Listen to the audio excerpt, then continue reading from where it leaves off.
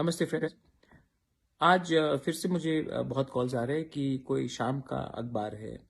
उन्होंने लिखा है कि इस समय तिपरा क्या कर रहा है, बुबागरा क्या कर रहा है कोरोना वायरस के टाइम। अब बहुत लोग ने मुझे फ़ोन किया है कि ये लोग इतना गलत खबर क्यों छापते हैं जब हम लोग ने इतना काम किया है।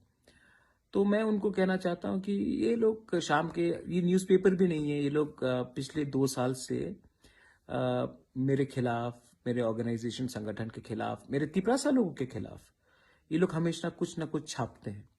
तो मैंने भी जानकारी लिया था कि ये क्या न्यूज़पेपर है। तो बहुत लोगों ने कहा कि महाराज ये तो इसको सीरियसली मत लीजिए, क्योंकि ये तो 500 रुपये अगर आपने दिया तो ये आपके पक्ष में लिखेगा, और कल किसी ने इसको अगर 1 कप चाय और 500 रुपये और दे दिया और थोड़ा सा खाने के लिए कुछ दे दिया तो ये आपके खिलाफ लिखेगा। ये इनका धंधा है, ब्लैकमेल। ये कोई सीरियस बात नहीं है।